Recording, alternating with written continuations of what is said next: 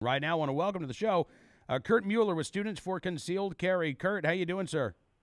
Hey, Cam, it's great to be on. Yeah, it's great to have you once again. And there's been a lot of talk around the country, especially in Washington State, regarding these two students at Gonzaga University who live on campus. One of them is a concealed carry holder, had his firearm there in their campus apartment. Says he wasn't aware that he was in violation of school policy, but a lot of folks I think it was a good thing that he had his gun there because a six-time felon tried to break into his apartment, and the presence of that legally owned firearm, Kurt, was enough to get that guy to turn and run, and these students are okay. They could have been expelled. They could have been put on. They could have been suspended. The school has placed them on probation, and the students are appealing that, and it seems like they are getting a lot of support. Absolutely. I think I have to correct one thing you said. Sure. The university apartment was not on campus. It's university-owned, but it's not considered part of the campus. Okay, campus-owned apartment, but not on the campus itself. Yeah, exactly. So, yeah, you have a six-time felon, shows up at the door of two seniors, says, "Give me money," is trying to force his way into the door, and the students respond by merely displaying a firearm, and the bad guy leaves. And, I don't have to tell you that our opposition thinks that, we're looking to go off the hilt at every opportunity and looking to fire, and that isn't what happened here. Merely displaying the firearm was sufficient to get the bad guy to leave and prevent them from entering the apartment. And in some bit of an irony, the campus police showed up at 2 o'clock in the morning later that day and allowed themselves in using a master key. So the bad guy wasn't able to get in because the students were able to protect themselves, but the university police or campus security or whatever their official designation is let themselves in with two students who had just been the victims like 3 hours earlier of an attempted home invasion. Which seems to me to be wrong on many different levels. Yeah. And they actually confiscated these students' firearms, right? Yes, they did. And of course, they were being threatened with expulsion. And as you noted, that didn't happen. They're just now on probation. They're seniors, so I think it's unlikely they're going to violate any other policies before they graduate. They are currently appealing the probation on the basis that the school policy does not actually apply. So we'll see if they get anywhere with that. But I don't really think Gonzaga University wants to be in a position where it's saying you don't need to have a firearm in an off-campus apartment because we're going to make sure our security is there, at all times to provide you your security. I don't think that Gonzaga wants to make that promise, and I don't think they realistically can anyway.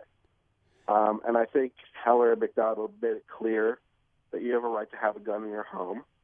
Gonzaga University is a private university, but, I don't know that their ability to regulate in this area is unlimited. Mm-hmm. I mean, would we think it would be proper for you to have a rental property from a private landlord, which basically allowed your landlord to just come in at any time for any reason? I mean, that would be absurd. So I think that completely betting a constitutional right, even by a private institution, I don't know that power is unlimited, and I certainly don't think it should be, because Gonzaga University does not have the ability to provide perfect safety at all times. Well, no, they don't. Legally speaking, as you note, private entities are going to have more leeway than public institutions. There have been cases around the country where people who live in public housing, for instance, have challenged gun bans and have seen those gun bans in public housing overturned.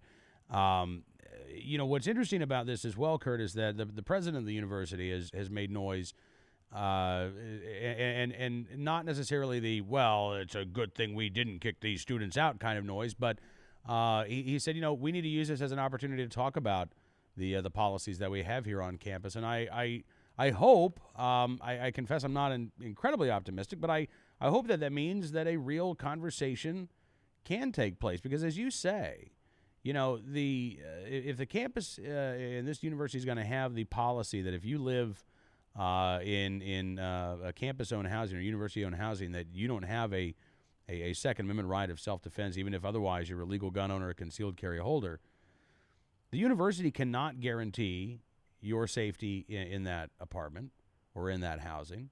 And again, that's up. I mean, I think if I were a student at Gonzaga, I would certainly be much more hesitant to rent from the university. Absolutely. I'm sure there are plenty of private parties who would rent to me, and I don't have to worry about the university security storming my building at 2 o'clock in the morning to take away my firearms and recreating that incident. Yeah. And I know it's a little bit self-obvious, but the only reason that the university president is saying any of these things is because of the massive backlash when they initially said, "Oh, we're going to expel these students," and people made their voices very clear. That was unacceptable. And so it was like, "Oh, we'll just put them on probation." And now, we'll have, now we'll have a dialogue because they've been raked over the coals in local and national press. And, they've basically been caught. So, I don't think it's due to any inherent shame in their policy. It's just due to the fact that they're having bad PR and responding to that bad PR. But I think that if it leads to a change in policy, that students and people who live off campus, adults who live off campus, I mean, they're both over the age of 21, living off campus, have a 6-time felon trying to force their way into the building. What does Gonzaga really want them to do in that situation? Right. Call 911 and see how long it takes for the police to show up, and the guy is forcing his way in the door.